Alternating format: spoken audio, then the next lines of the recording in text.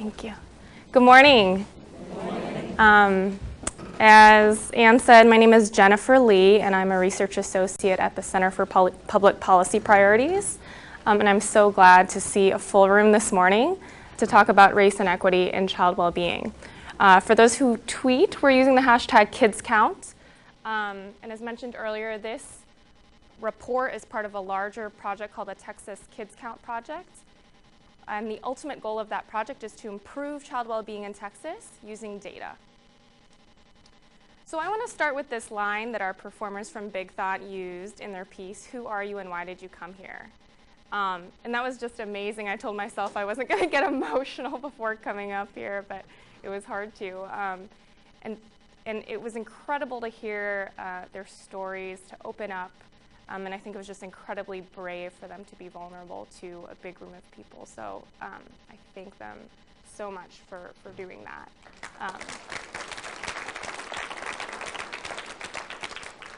Now, I think it is really important for us to answer that question for ourselves. Why are you spending your morning listening to me talk about racial equity and child well-being? Are you thinking about it? You have your answer? And for many of us, it's probably a mix of both personal and professional reasons why we're here today. For me, my journey towards my commitment towards racial equity began, I think for many of us, with a set of experiences that I had growing up in childhood. My parents immigrated to the United States when they were in their early 20s, and my family moved around a lot. So by the time that I graduated from high school, my brother and I had both gone to about 6 or 7 different schools in 3 different states. So a lot of my experience was about being the new kid in school, being the new kid on the block, in places where I was very often the only kid that looked like me, or my family was the only family that looked like any other family on the block. And so that feeling, I think, growing up of experiencing exclusion in the community, seeing my parents being excluded, seeing my siblings being excluded, is really what drove me to value inclusion as a core part of who I am, and also planted the seeds for wanting to work on racial equity. And I think it's important to really be grounded in why we do this work, because the work is hard, because it's challenging. And I know many of you have been working on these issues for many years. And being really grounded in the reasons and clear in the reasons why we do this work is important to give us the perseverance to continue working in this space. Now, the vision for Texas Kids, as Anne shared, is that every kid in Texas is healthy, well-educated, and financially secure, and I'm going to structure this presentation by talking through those 3 areas. Now, what does it mean to bring racial equity into that message? When we talk about equity, we're talking about being really serious about every child being healthy, well-educated, and financially secure.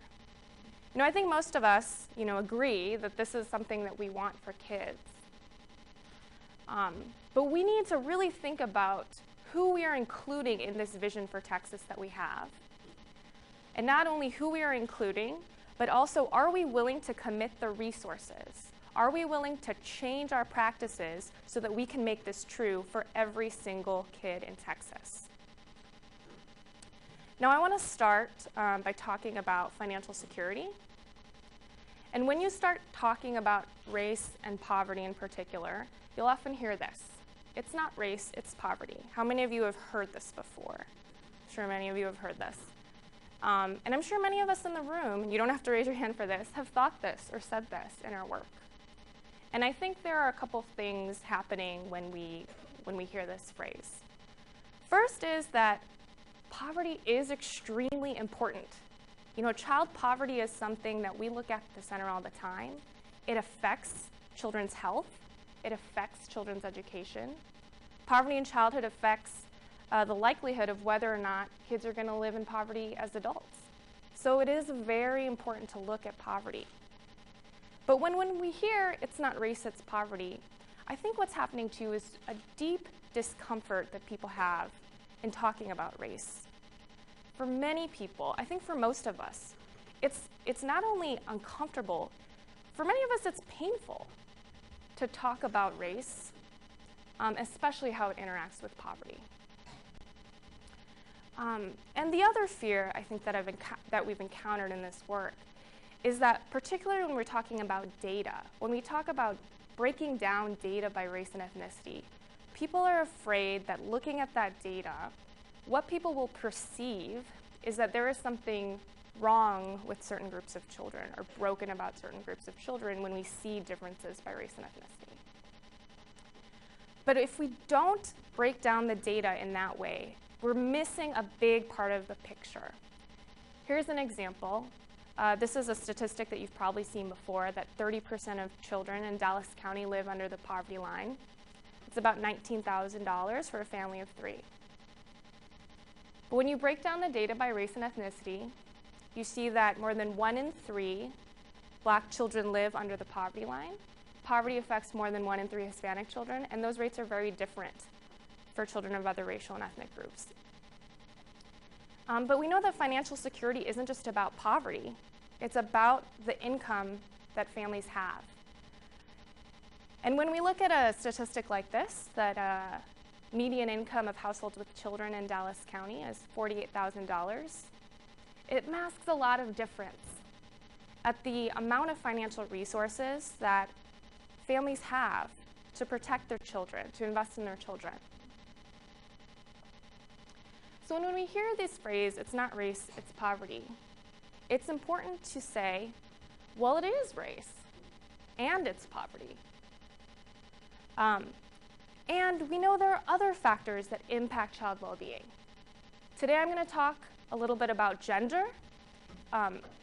We know when we break down the data by gender, particularly for women, that the financial security of women is extremely important to child well-being. More than 1 in 3 kids in Dallas County and in Texas live with a single mom.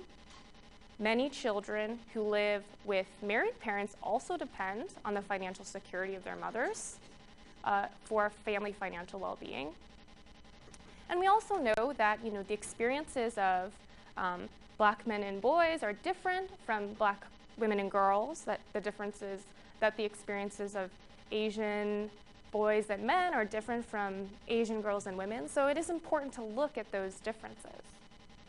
And there are other things that are important to the work that you care about. Immigration status, we know, is a huge factor. Within the community of Hispanic families that live in Dallas County, there's a lot of diversity. There are families who have lived in Dallas and in Texas for years. There are people who have just arrived to this country. And there are a lot of differences and different barriers associated with that. And there could be other factors that impact the work that you do. For your work, it might be age that's really important. It might be language. It might be sexual orientation. There are a lot of different ways that we need to break down the data.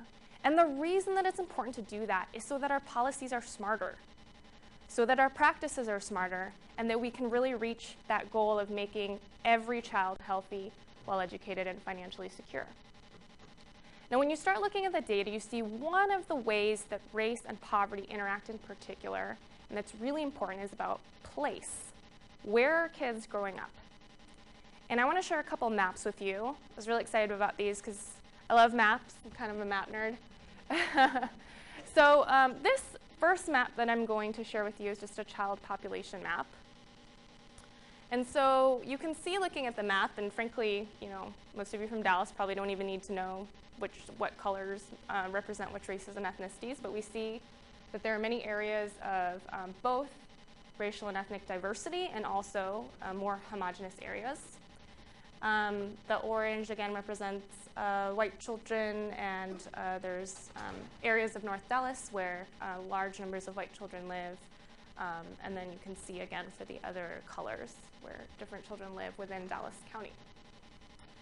Now, the second map I want to show you is a poverty map. The orange areas represent areas of low poverty, a very low poverty in the Dallas area, and the blue areas represent extremely high poverty areas. And when you compare the two maps,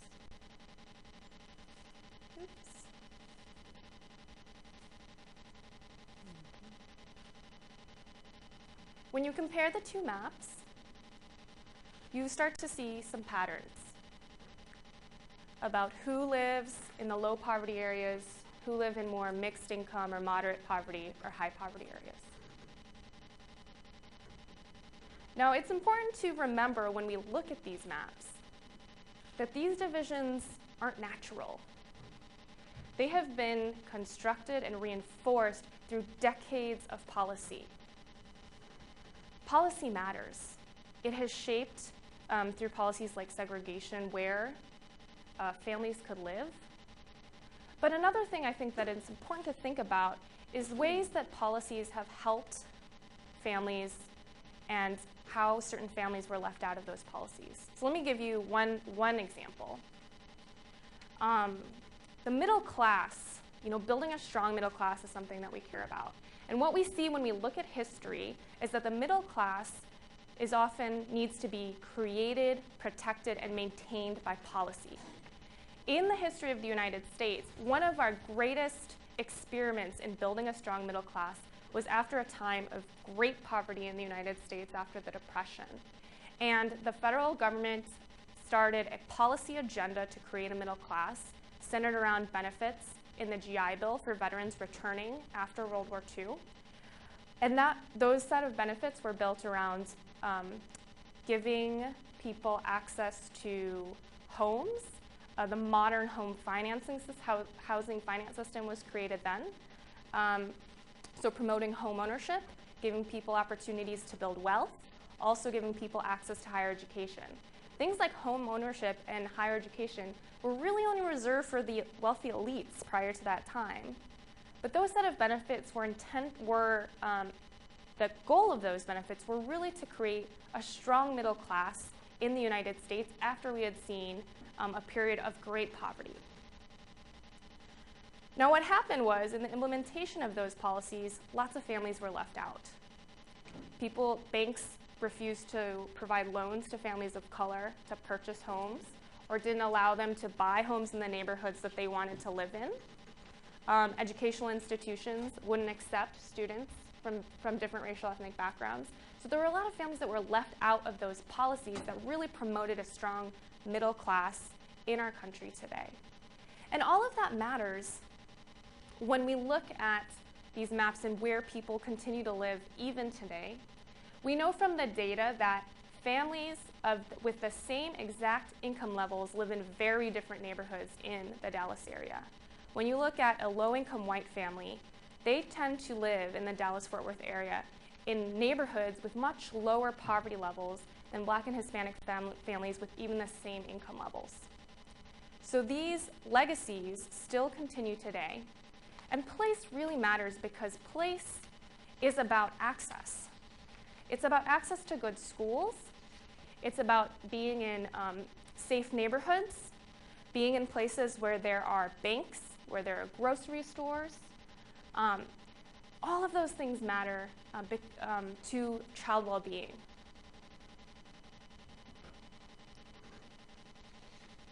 And place really matters for our second topic, health. When we look at health, access is a key piece of that. Do you have access to a doctor? Do you have access to preventive care? Do you have access to healthy foods? And when we look at what's going on in health insurance particularly, health insurance is the key to access in our healthcare system today. Without health insurance, it's very difficult for children to get the regular preventive care they need, and also to protect families from a financial disaster if something happens. Now, as Judge Jenkins mentioned, we have made great improvements in our child uninsured rates in Dallas County thanks to a lot of great work on the ground from a lot of people within the community. So you see that child uninsured rates have improved for children of all races and ethnicities. When we have made targeted efforts for specific populations, we've improved those rates even more. But there are still barriers that remain, and I want to lift up the uninsured rates for Hispanic children in particular. We find in the research that there are particular barriers that affect Hispanic children, similar barriers that actually affect low-income Asian children in our communities as well. And some of those barriers include the fact that Hispanic parents are more likely to work jobs where affordable insurance is not immediately a benefit for the children of those employees. So that adds an extra step, an extra hurdle that needs to be overcome for many families. Another barrier is related to families or children who are part of immigrant families. Now again, we know there's an extremely diverse Hispanic community in Dallas and in Texas, but for those children who are part of immigrant families, just the complication of trying to figure out health insurance on your own and the options that are available and language barriers can also produce just another step, another hurdle that needs to be addressed. But again, with using this data and with smarter policies and with guidance, we've seen families enroll in health insurance. And if we continue to craft our policies, I know that we can close these gaps as we have done for African American children in Dallas County and as we've seen elsewhere. Now, it's important to note that even though we have made progress, Texas still is tied for the worst uninsured rate for children in the country, and we have the worst uninsured rate for adults. And those two things are tied. One way to address that is in closing the coverage gap. Now, the coverage gap is the situation that many adults find themselves in when their incomes are too high for them to be eligible for Medicaid, but it's too low for them to be eligible for the financial assistance that would help them purchase private health insurance. Now, why does this matter for kids? Well, we know from the research that children are more likely to be insured when their parents are insured. We also know that about 1/3 of the adults in the coverage gap have dependent children. And we also know that this health coverage really matters for kids' health in a couple of different ways. I want to highlight maternal health in particular. Now, maternal health and infant health are, of course, intertwined. The health of a mother before, during, and after pregnancy is extremely important in supporting child's health, children's safety, children's development. But when we look at uninsured rates for women in the age group when they're most likely to be caring for children, we see that age group is actually the least likely to be insured. About 1/3 of women between the ages of 15 and 44 in Dallas County lack health insurance. And when you break the data down by race and ethnicity, again, there are differences. Nearly half of Hispanic women in that age group lack health insurance. Now, many women gain health insurance when they become pregnant because of the eligibility laws that we have in Texas. But they'll lose that coverage 2 months after giving birth because of things like the coverage gap in a critical time when untreated physical illness or mental illness affects not only mothers, but babies' health and development. Another key piece of access is access to healthy foods. We know that 27% of kids in Texas and in Dallas County, the statistic is the same, are part of households that have a difficult time because of financial strain in providing consistent access to healthy foods. When we break the data down by race and ethnicity, we see that children of color are more likely to live in food insecure households than white children. That makes sense when we look at the ties with financial insecurity. And as Judge Jenkins mentioned, schools have been a great partner, especially in Dallas and all over, in implementing programs that help address food insecurity for kids. And they do that not just because they feel good about it, it's a good thing for them to do, but they know that it impacts kids' learning and their ability to learn, pay attention, and focus during the day. Which brings me to the last topic that I want to talk about, which is education. Every kid is healthy, well-educated, and financially secure. That's our vision for kids. Now, when you start talking about racial equity and education, a lot of times the conversation is about the achievement gap. The achievement gap is often a difference in test scores or graduation rates or something like that by race ethnicity. And that information is valuable. It helps us set goals. It helps us track our progress towards those goals. So to give you one example that we looked at high school graduation rates for children of all races and ethnicities, we see that We've made a lot of progress. We've improved our high school graduation rates for children of all races and ethnicities in Dallas County, but that there are still significant differences and barriers to address. But what is more difficult to talk about are those opportunity gaps. What are those 5, 6, 7, 8 different things that have happened before we've gotten to high school graduation, before we've gotten to the day that we take the test? Some of those things are related to schools. Some of those things are not. Some of those things have to do with health, with financial security. And that's why we care about all of those other things, because we know that they all affect each other. But when we look at opportunity gaps in the education system in particular, there are a couple things to look at. So the first thing I want to talk about is the experience of teachers that are in our schools. Now, my husband actually is a teacher. He's taught in public schools in Austin ISD and the Chicago public schools where he lived prior to moving to Texas for about 10 years. So I was with him during his first year of teaching, and I understand that the first year of teaching is incredibly challenging. It's not only incredibly challenging for teachers, but I want to say people who love and support teachers all the time. I mean, it's a miracle we're still together, honestly. It's really challenging. I mean, the learning curve is steep. And he went to a program where he felt like he was pretty well prepared. He did a master's, he had done student teaching, he was learning, but the amount of responsibility that teachers have on day one is incredible. And so what a teacher knows how to do and what they can handle on day one of their first year and day one of their second year, there's an incredibly large difference. And when we look at who is most likely to be taught by the most beginning teachers in our schools, we see that Black children are 3 times more likely to be taught in schools where there's a high number of first-year teachers. Another opportunity that we look at is what are the classes that are available to our children? And I'm going to share some data with you This is, we looked at AP Computer Science.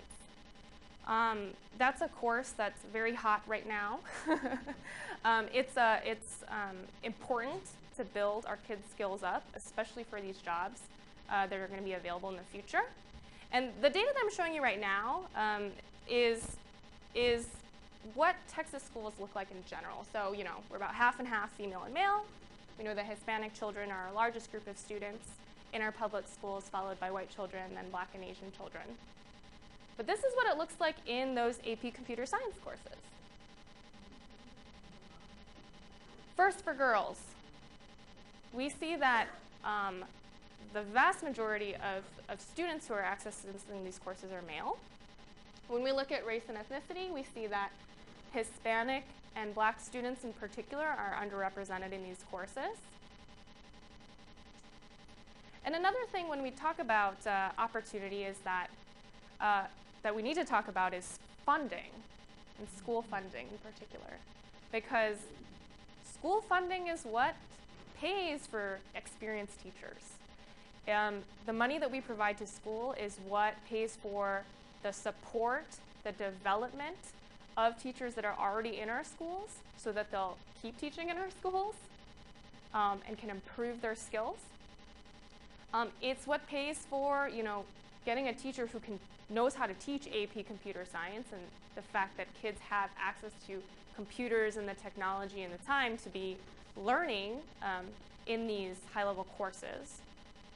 And we know that our school funding system is based on vast disparities in property wealth.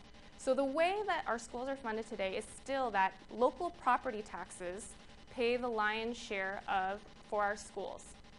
Now, this is an example here in Dallas County. So the poorest 3 ISDs in Dallas County, there's an average of $180,000 of property wealth in the district.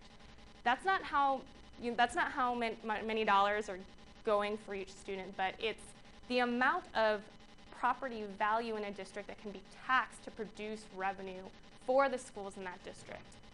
Now, when we compare that to the 3 wealthiest ISDs in Dallas County, we see that those districts have over $1 million of property value within their districts that they can use to tax to generate money for the schools.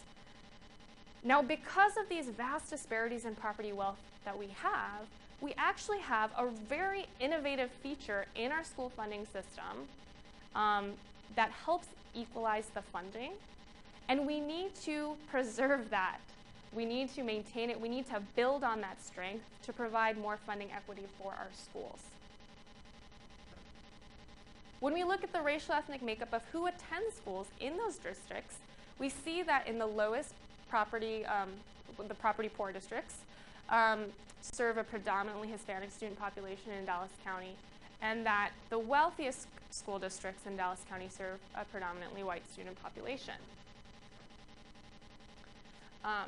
So when we're talking about opportunity for kids, we again need to think about what are the resources that we're willing to commit to students so that every kid has a chance at a great education in Dallas County.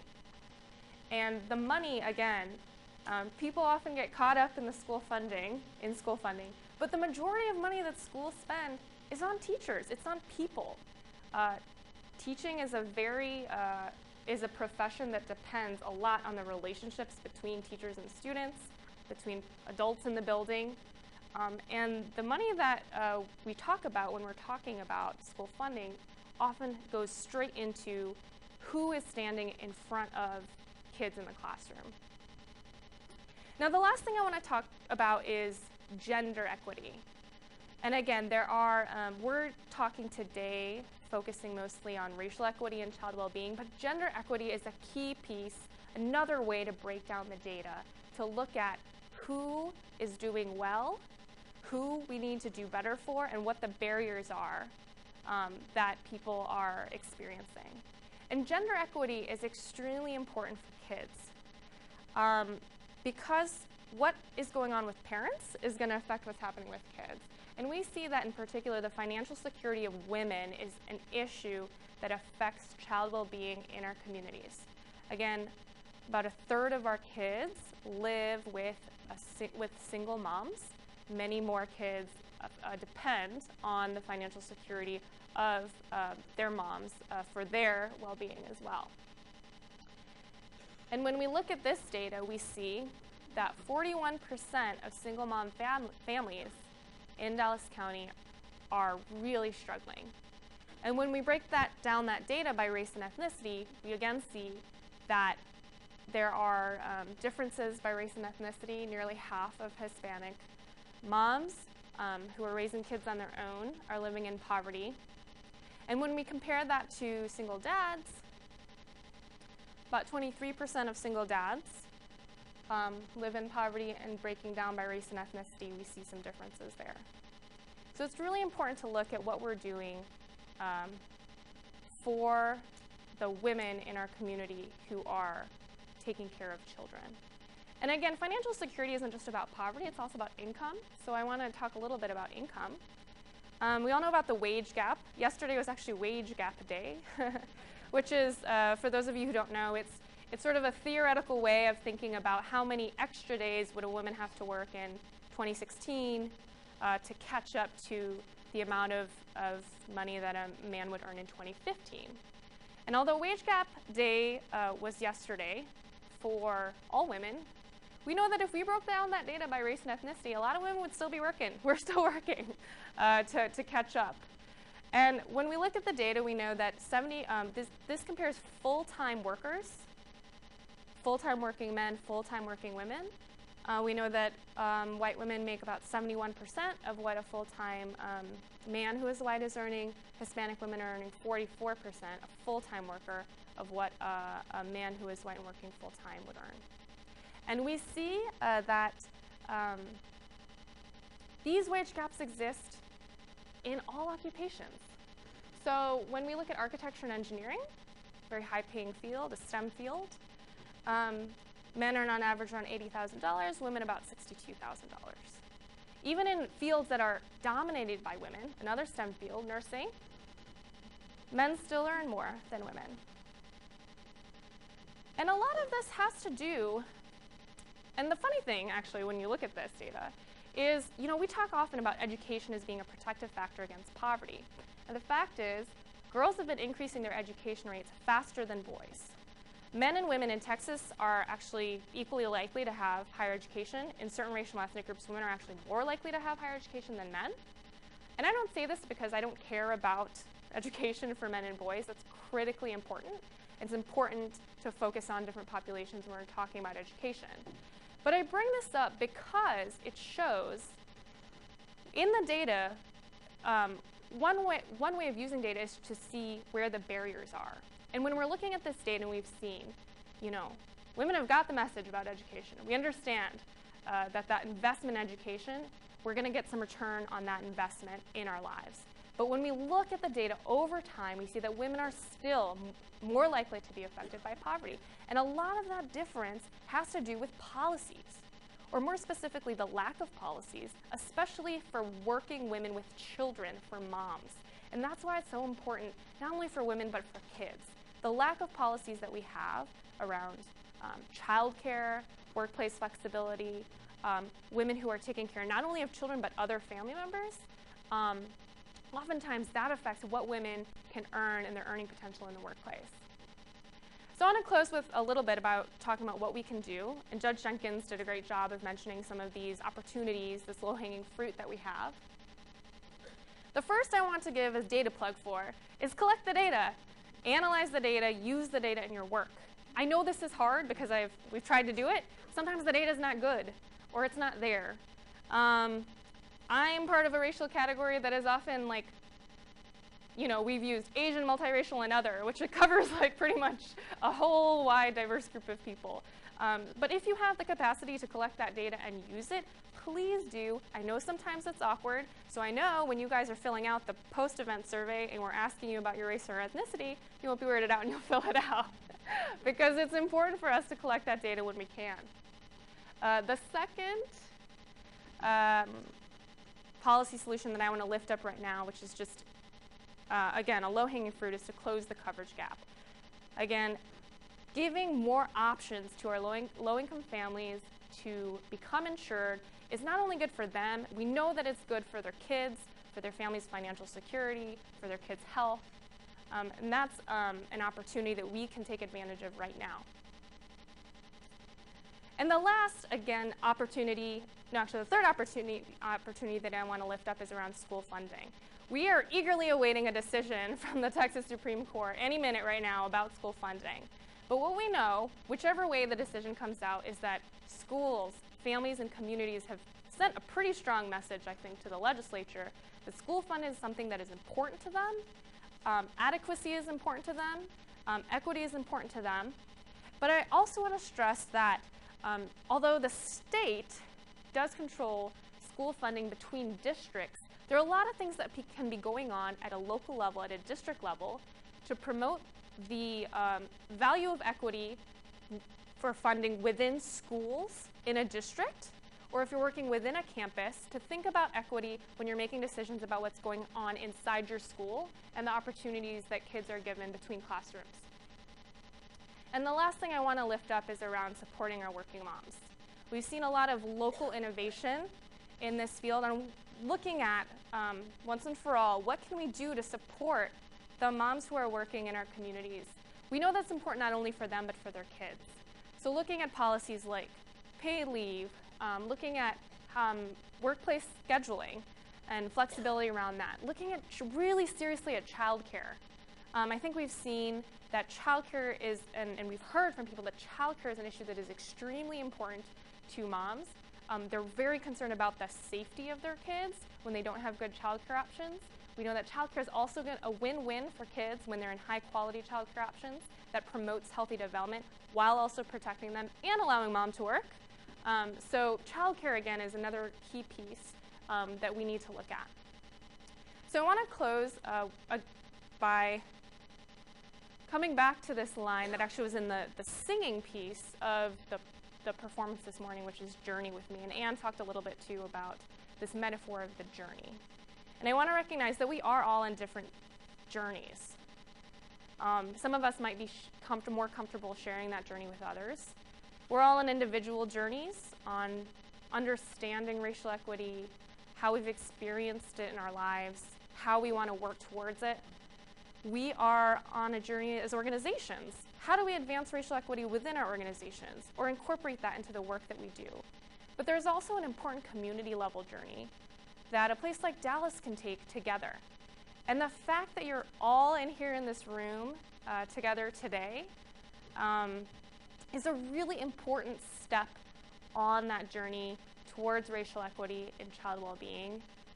And I really think that Dallas in particular can be a leader in this conversation on promoting an agenda for kids in our state that includes racial equity as a core part of it, improving child well-being for every single kid in Dallas and in the state. So I thank you so much for being here today. I'm really excited to share this information with you, and I know that you will take it and continue the good work that you are all doing out there. So thank you.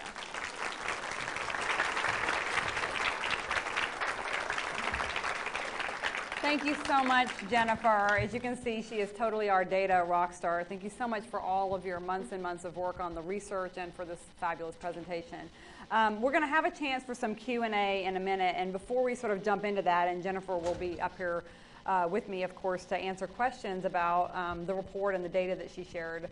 We wanted to actually take a moment and hear from some of the local organizations here in the room about how the data is reflected in their own work. There's so much wisdom in the room on that. And so I wanted to just call out a couple of folks who have agreed to share a little bit and then open it up for some others in the room to share their stories. So first of all, I'm hoping to pick on Jerry Hawkins right here in the front with Bachman Lake Together and the 0 to 5 Collaborative. Jerry, what would you like to share about your work? Sure. So thank you all for having this wonderful briefing. The information was awesome. First of all, the community we serve is just an awesome community. So it's very hard for me as a person of color to separate, who I am from the work that I do. Mm-hmm. So that's number one. To just be very honest, I am barely here. Judge Clay Jenkins talked about doing all you can do, doing the right thing, and you still not have the same opportunities. I am someone who has never committed crime, but I've been arrested, right? Mm-hmm. Those types of things. And so, just for me to be here took a lot of different people, a lot of support systems, a lot of opportunities. And so I'm here because of a lot of people. Second of all, my community is very important to Dallas, right? I have a lot of people there working, but they are very marginalized community. Mm-hmm. We had an ESL teacher come to us yesterday and have a great conversation. She's a white ESL teacher, and her focus is awesome. She talked about going to China to teach English, and she said she had an epiphany. She said she was a very educated woman who went over there to teach English, and she had an epiphany that she is now very illiterate, right, and very powerless. And she can understand how the community that she served in Dallas felt going over to another country, right? Where we have people who, in our community, who have civil engineering degrees from Mexico. We have a woman who with an MBA from El Salvador, right? But very marginalized in the community that she is now illiterate in because she doesn't speak the widely used language, right? The last part is data, right? Data against marginalized communities has been very weaponized, right? It has been used to criminalize the community. It's been used to marginalize communities some more. And we want to use data to uplift the community. What are the assets in our community? Mm-hmm. What things can we bring up to bring, our focus is early childhood education, right? How can we have every kid ready for school? Mm-hmm. But we know that our communities live in these intersections, right? We talked about the intersections of gender. We talked about the intersections of race, the intersections of immigration. How can we use those intersections to bring up our communities and use data to do that? So that's some wonderful. Background. Thank you so much, Sherry. I also wanted to see if Demetria McCain from Inclusive Communities would be willing to share a few words. Where are you, Demetria? There she is. Wonderful.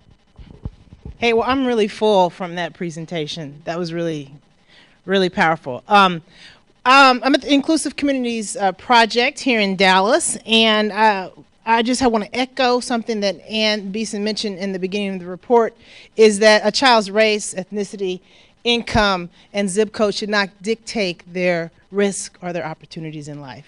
And that's kind of like what we live by, where we are. We're an affordable fair housing organization here in Dallas. We use data all the time. We have a mobility assistance program, which is a housing mobility counseling program for families who use the housing choice voucher subsidy, and have chosen at this day and time to, while a lot of folks are working to improve a lot of neighborhoods, but they want to move to higher opportunity areas today. They want to access schools that are better performing today. They want safer streets today. They want to live outside of segregated areas today. So we use a lot of data while we work through those issues that come up. And for our families, the word data really means information. They want information when they're looking for a place to live. And so that's what we provide them. And so a lot of times they might use what we call data as information when they're trying to decide, okay, I don't want to live in a food desert anymore, so I'm going to look at this data, as we call it, and find a place that is low poverty.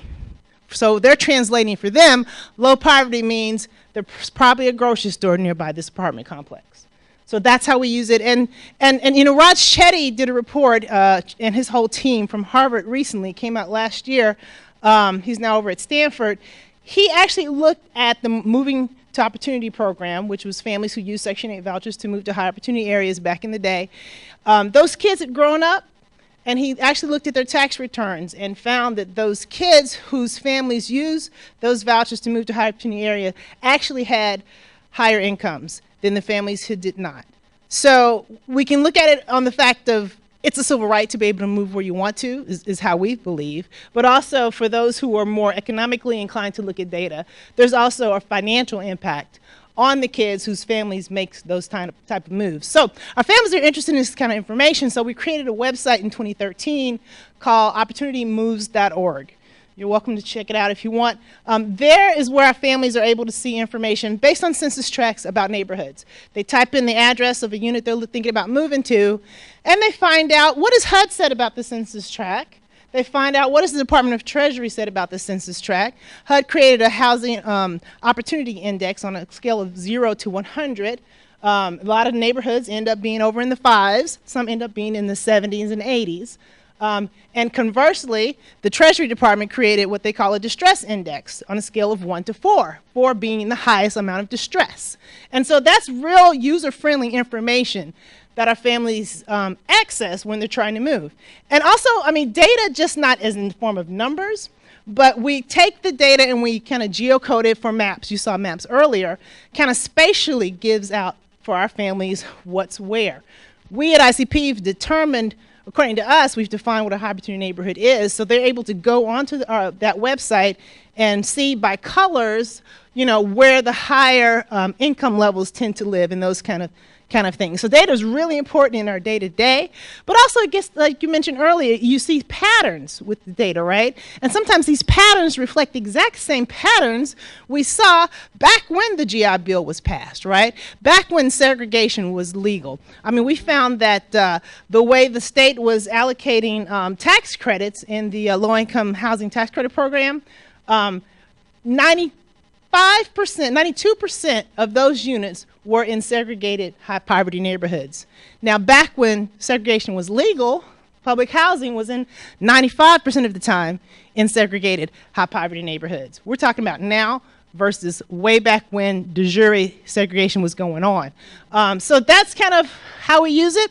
It's important for this audience to know, and I'll show it up in a second. You shouldn't have given me a mic. It's, I think, important for this audience to know that last summer, HUD came out with this new rule called the Affirmatively Furthering Fair Housing Rule, which it was directed towards your municipalities, your local governments, state governments, and what have you, to kind of point them in the direction of ensuring that they're doing all they can to dismantle segregation, discrimination, and ensuring fair and open housing. So it's on a rolling basis. Every 5 years, these federal grantees who get this federal money have to do these reports, housing authorities as well. And it's really important that folks in this room get involved in that process, because don't let these folks just send in a report and it doesn't reflect what's on the ground. Right? And data's great, but data by itself sits on a shelf and does nothing, right? So if you've got the right data packaged in the right way, headed toward the right audience, data plus personal stories of the folks you work with can equal effective advocacy. So you got to put all those things together. So your voices, and we're kind of doing this through our Voices for Opportunity initiative that we just started. We're tracking some of the stories of our families so that when these reports go in to the folks who are doling out the big money, we want to make sure that these entities are held accountable. So join us. Wonderful. Thank you so much. Thank you so much, Demetria and Jerry. It's just so wonderful to have you working here and doing such great work and doing exactly what you just said, which is connecting data to stories and advocacy to change the equation and change the numbers. We have a few minutes left for questions. Many of you are going to be staying, and I'm going to say a little bit more about that in a minute, for our all-day workshop, and we'll have a lot of opportunity to share stories and dig into the data. So I kind of want to say, if you're staying, what I want to say is, if you're not able to stay, try to get your questions out right now. Don't be shy, standing up. We want to make sure that, yes, great, we've got one here in the back. This is your chance to ask Jennifer some questions about her very thorough report. Hello, my name is Bernadette Nuttall. I'm on the Dallas Independent School Board, District 9. I like what Jerry said about data. We used it to weaponize. I want to know, how do you use data to help and improve and empower people in communities? For so long in Dallas, data has been used against our children, and our children are listening. And then there's data that is there that we don't listen to improve. So what is it for nonprofits, communities, elected officials, and all to use the correct data, the right data, as Jerry said, to empower communities and people? Thank you. That's a great question. And I share your concerns about it. You know, a lot of times the data that we have identifies problems, because we're very good at identifying problems. It's harder for us to identify how we got to those problems, how we can solve those problems. And so again, when I talked earlier, one of the great hesitations that we encounter when talking about breaking out data by race and ethnicity is making it seem like there are problems located within children when we know that it's the opportunities and the structures around kids. So we're going to talk a little bit more in the workshop this afternoon about how we use data. I think it's really important to still have that data that identifies problems. Whether or not how we use it when we talk and work in the community is really important. I think there's a difference between what we're using for our analysis, tracking our progress, and sort of the types of messages that we send to the community, and that often can be, again, data is just information. The information can be coming from many different areas. Our partner here from Bachman Lake also talked about data around assets. I think that's really important. And it is more challenging because of the administrative data that we use often tends to focus on problems. But collecting data, and sometimes it doesn't have to be numbers, collecting stories, collecting that qualitative information about what's happening with families and children, looking at the strengths that our communities have is really important. So I think there's a couple of different ways to tackle that, but I share your concern about that, and it is something we run into when we look at the data that we have available. So I think it's really important for all of us in our work to be our own data advocates of how data is used, the data that's not collected that we want, and it's really important in all of our work to be advocates for helpful uses of data, for getting the data that we don't have that we want, and for sharing that information with people who can make change. Okay, another question. We have time for some more questions. Don't be shy. I didn't mean to make you all quiet by saying. Here we go. What? Flora's gonna hand you a mic. Yeah. Thank you. I was going to ask Jennifer what kind of things you found in other cities in Texas, not necessarily just in Dallas, but on pre-K programs and full day in particular, pre-K programs, because we're talking about supporting working women, which is something that has been talked about for 20 years, and we're still not there. So are you finding that Texas has become progressive at all in that arena in other cities? I'm not saying that Dallas has. So Great question. Yeah. That is a great question. Although we didn't look at early education in particular in this report, again, there are so many topics that we could have tackled in this report, but we kind of had to limit it to the areas that we looked at. I think there are a couple of strengths, especially in the way that our pre-K program is in Texas, and of course work that still needs to be done. We have designed a pre-K program in Texas that does serve a lot of low-income kids of color, but unfortunately a lot of that has to do with the fact that we have so many kids coming from low-income families. But we have, I think advocates have sent the message over years that they know that pre-K is important. We are starting to see a bit more investment from the state and also from the very complicated sort of patchwork of organizations that provide care to children. And it's important to keep building on the momentum that we started last legislative session in demonstrating and continuing to demonstrate that it's something that communities want, that communities need, to sort of build on that momentum. So we have sort of seen increases in pre-K enrollment, but the way that it's designed, and we focus particularly on public pre-K because we look at a lot of public financing systems as part of our budget work. But a lot of that does have to do with like how the program is designed. So I think we have a good start, but we are hearing from a lot of districts, that money does become a big barrier to them being able to provide the type of early education programs that are accessible to parents in particular. Access is an important piece. It's really hard for families, to get to pre-K programs that are very short. It's hard for districts to be able to provide the types of quality and the length in the day that they want. Lots of districts have just taken it on themselves to use the money to provide those services. But we know that, if they're using that money for that, then there's something else that they're not able to invest in. And they're doing that because they know it's important. But, I think it's going to take investment. And with the school finance case, we really have an opportunity to look at that investment because pre-K is part of that whole education trajectory that we need to look at. And it's a great example actually of what I talked about in the very beginning of my remarks of like the connection between the local work that you're doing here on the ground and the local advocacy and the state level change because as Jennifer mentioned, many districts around the state, a number of them have actually taken that extra step and said, okay, state, you're not going to pay for full day pre-K for our kids in need. We're going to go ahead and try to come up with the funds to do so. Well, not every community has that option, but I would say it's a great way to kind of organize because I'm telling you, the more communities are somehow able to do that, even as a stopgap measure right now, the more it'll just look like, the state legislature is way behind the curve and not recognizing that this is a great return on investment. I mean, we did a whole report that showed just what a strong return on investment pre-K is.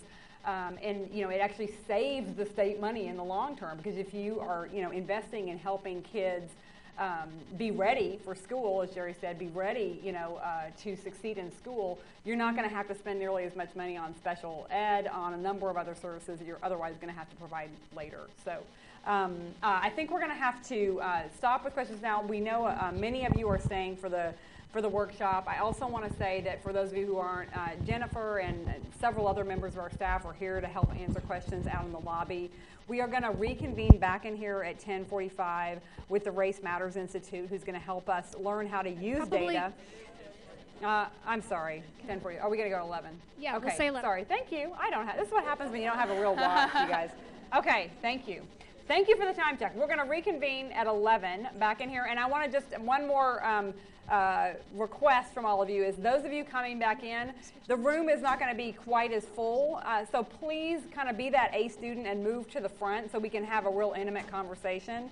Thank you so much for being here. The one other thing I want to say is you have copies of the report, the statewide report and the local report in your packages. We also have lots of extra copies out in the lobby, so if you want to take copies back to share with your colleagues, please do that. And with that, I just want to say thank you so much for taking this journey with us, and I really look forward to working with all of you. Thank you.